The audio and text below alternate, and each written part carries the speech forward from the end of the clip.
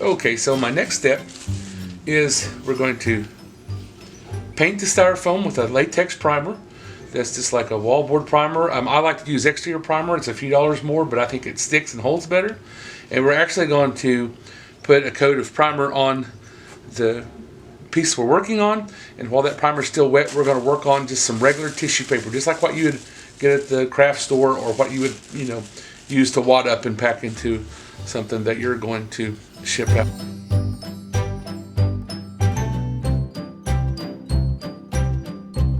So what I'm doing, I'm getting in all the cracks and crevices, and I'm just using a China bristle brush.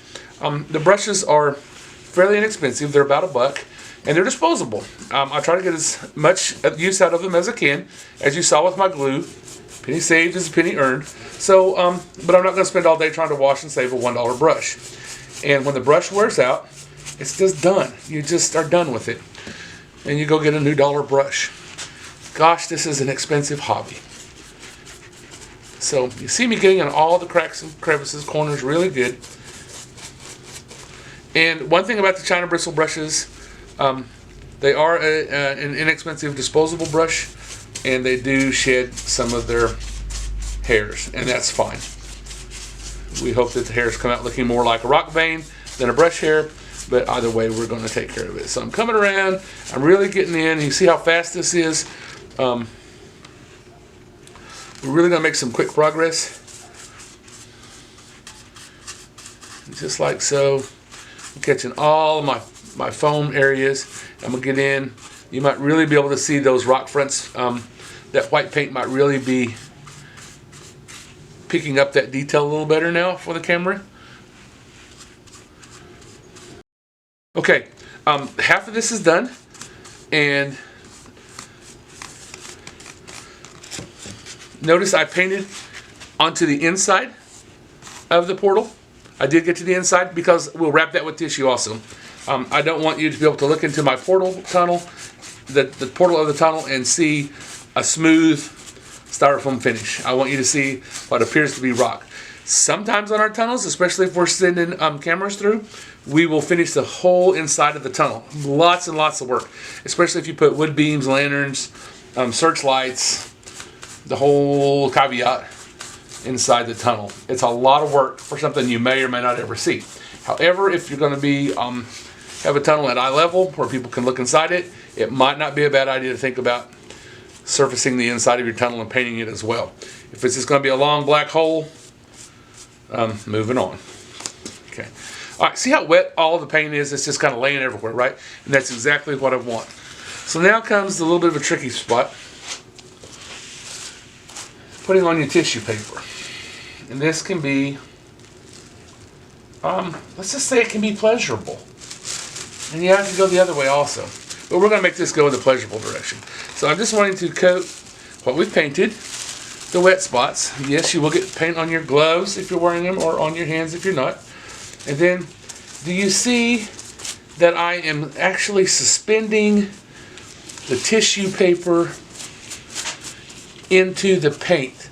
The paint on the styrofoam is still very, very wet, and now the paint on the outside of the tissue paper is very, very wet. And I'm going to catch my folds and I'm going to start laying them down. I hope you can see what I'm doing, because these little folds, you want to work the air bubbles out, because they will dry to an air bubble that's very, very weak, and it will break on you when you try to put the hardener on the top.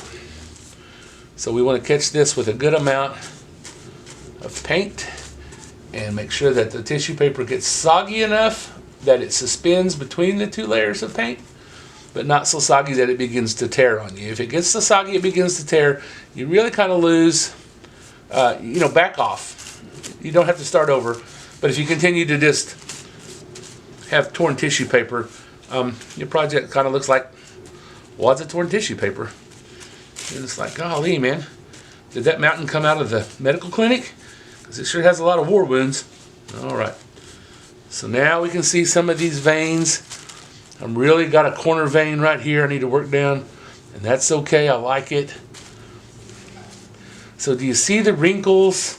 The one thing I'm trying to show us in this video Do you see the wrinkles of the tissue paper making the hard vein of the rock or concrete or whatever you're trying to show? See that bubble I'm working out? We want to get that out of there. May have to break the tissue paper, but it'll be a small break. We'll never see it, never see it. All right, I'm going to hold this up now. Gosh, I hope you can really see that on the camera. I hope you can really see how we've got texture, rock texture.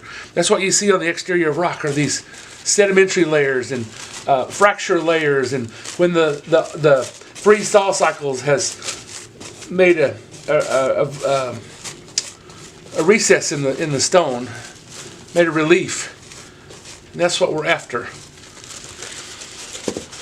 All right.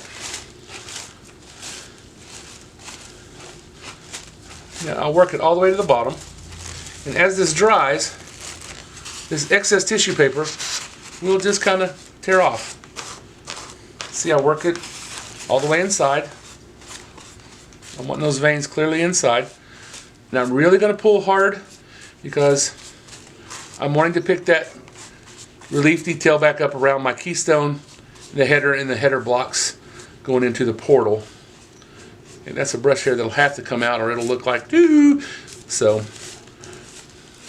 you bring your train around with the camera and it'll be this big old China bristle brush hair right on the portal. And everybody's like, what's that doing there? I don't know, it just was a stray. Fugitive brush hair, fugitive brush hair, everybody beware. Okay. All right, really got a vein here I'm having to work on. Really got a wrinkle from where the, man, but I like it. I like it. I really, really like it. I mean, that to me is just great. That's got some great potential we can capitalize on right there, especially with that extrusion from the foam. I really, really like where this is going. So this kind of gives us an idea. I'm going to stop working for the moment to show what we're after. This kind of gives us an idea of what we're wanting with our wrinkles in our tissue paper. Now, I learned this process from one of my instructors in animation and architecture school, and his name was Tom Proust, and he actually did many props for Star Wars and their stop motion before they had computer generated images, and for Coraline, for Tim Burton. He was just an amazing instructor, and this is an amazing technique that we went over and over, and it really was a tool in my arsenal, if you'd say. And I'm really sharing this special moment with you because this is what they do and what we do when we make movie scenes. They're very, very light, they're very, very durable, and they very, very much look like stone, brick, rock, concrete, whatever, whenever you're complete. Okay, I'm going to let this dry. I'm going to take the camera on a break, and I'm going to finish doing all these. There's no need for you to watch me paint them up. You do one, you do them all. And then what we're going to do is we're going to let this dry. I'm going to say overnight, 8 to 12 hours. You really need to let your latex paint, and it'll evaporate out. The moisture will evaporate out, and it will dry just fine. After 8 to 12 hours, we will go in and find the spots that we really didn't get tacked down, and they'll just be kind of like, bubbles. And you see that when I'm working right there? And when those dry, we're going to want to go in and resaturate them and really work them down because we don't want any lifted spots of our tissue paper. We want the tissue paper really nailed down. And even though on your first coat you think you got it, believe me, when it dries, you'll find where it's not. So we'll give this a second coat in about 8 to 12 hours, and then we'll move on, let that dry for 8 to 12 hours, and then we'll move on to skinning it with our thin set and our mortar mixes, and you'll really start to see the concrete, the stone, the hard material surface will really come to life. Okay, so that's where we are. Get your tissue paper and start covering your tunnels. Okay, and I'm back this afternoon or the evening, and I've given this about 10 hours of dry time, and you kind of see the difference in how the primer is really pulling the shrink wrap down. So what I'm going to do is I'm going to go in and I'm going to start taking off excess real quickly. I'm going to grab a knife or a pair of scissors, and this excess paper that we haven't used, I'm just going to trim it. And it doesn't have to be delicate. It just actually could almost pull off. It's just that, and then we'll come under it with primer and catch that ridge and make it go away. We just don't want a floppy piece of tissue paper holding up our delicate structure, as we would call it. Let's see if I can get a little more off of there. Chop, chop, chop, chop, chop, whoops, chop, chop, oh, chop, oh, there you go. You know, like they say, the difference in a good haircut and a bad haircut is about 3 or 4 days. Okay, so we're going to have a little tissue paper left over. We can nail that down with some primer. Here's where we're wanting to find. See that soft spot? See how it's bubbly? I'm going to want to get that out of there. So I'm going to want to split it, and then we're going to hit it with primer, and that will go away. We got another one right there. That absolutely will cause a bubble, and when we put our hard stuff on, it will crack when it dries. So we want to find those few little bubbles. You'll get to where when you do these projects, those bubbles will absolutely become just non-existent. However, this has a lot of perpendicular surfaces, and that's where you'll grab bubbles, is changing planes. You know, change your plane, change your direction. Plane change, value change, plane change, value change. Always remember that. Okay, got a little bit of the tunnel portal that didn't seal down. We're going to nail all this down with primer. And that might have just been caught on a finger right there earlier, so we're going to nail all that down with primer. And again, I'm coating it with a latex exterior primer. The interior will work fine. I prefer exterior. A few more bucks, like I said before. And also, I forgot, the CFO called, and we're not, we failed to list our sponsor for this video. So real quick, we're going to give a moment of sponsorship. We're going to take a break to recognize our sponsor. So here we go. Let's take a break for a sponsor break. And this portion is paid for by Katydids and Grasshoppers. Be sure to come by and jump on in. Okay, that sponsorship's over. Hope that didn't hurt.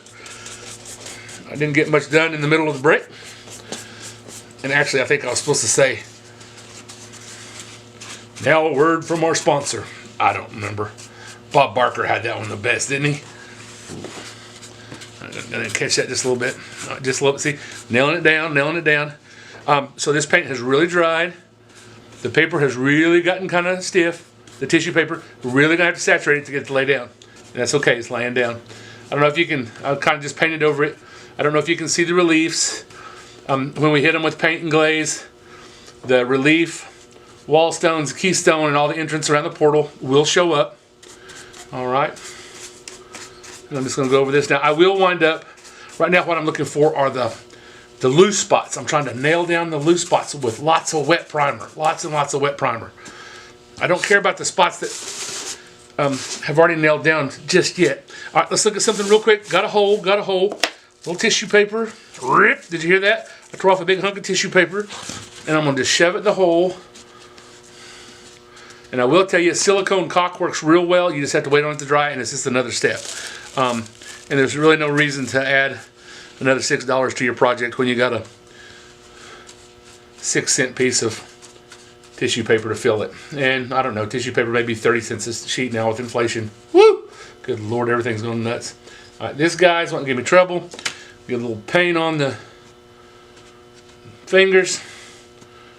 All right. A little mud on the plow, paint on the fingers. Primer on the portal. Woohoo! Look at us. It's not gonna be long, folks. We're gonna be running trains with smoke going through there. Nail it down, nail it down. Get those ridges down. We want it to look like nice rock veins, not like a feathered piece of stone. All right, and you really want to watch what goes under the tunnel, because that you'll get a wrinkle, it'll get hard, and it will cause your tunnel to wobble. And you know, like when you go out to eat and you're trying to make a really good impression, and the table's just like jumping all over the place because it's got 4 legs and only 2 of them are touching the floor, and it's like you're eating on an aircraft carrier. Right, we don't want our tunnel to do that. We want it to fix and adhere firmly and squarely to the substrate. All right, got a little spot right there. Okay, I'm going to go ahead and I'm going to continue painting all these, and I think I have showed you what I'm trying to accomplish with the high spots and really nailing them down with wet primer. I'm going to give everything a second coat just because it really catches anything we missed the first time, and it makes the tissue paper very secure and really pulls all the styrofoam in and together. And something that you're probably going to say on this tunnel is, hey, yes, it's got veins, but also we see that it's got layers. We can really tell where the layers are. And so at this point, does it look like a tunnel, or does it look like a stack of styrofoam, hello, does it look like a stack of styrofoam shrink wrapped with white shrink wrap? You know what I mean. It looks like a tunnel. Let's all keep our eye on the prize, shall we? So it does, at this point, look like 5 layers of styrofoam stacked. If you didn't know better, if you do know better, it looks like styrofoam or sheets of foam board stacked. Now, here's the cool thing: as we get this project skinned and we get the hardeners put on it, the hardeners are going to blend some of those joints. It'll just happen. It's going to take some of the transitions out, and it's going to take some of the seams out. And then what we're going to do is we're going to capitalize on these plane changes, as we call them, and these perpendicular areas where it comes down and goes flat, and you say, hey, there's a joint, there's a seam. We're going to capitalize on that with landscape material and maybe switchgrass or tough grass or static grass, or maybe some moss. Or, I mean, all that will absolutely add definition and character to the tunnel, while yet not taking away or making it look just like a stack of styrofoam blocks. But that will come, 2 or 3 videos for now. Be patient. Know that this is going to happen. And if there's anything else, guys, give me a buzz, give me an email. Let's make sure I'm answering your questions, because I really want you successful with your modeling projects, because this is the other half of railroading. And I love building models, architectural models, railroad models, war game models, whatever. I love building them, and it's just something that I do a lot of. So I hope this helps. Paint it, let it dry for 8 or 10 hours before we get ready to put the top coat on. Ideally, if you let it dry for 24 hours, it'd be even better. But you may be so excited that you can't wait 24 hours. So give it at least 10 to 12 before we go to the next step, and that'll be in our next video. All right, happy thoughts, happy dreams, and I'll see you again tomorrow.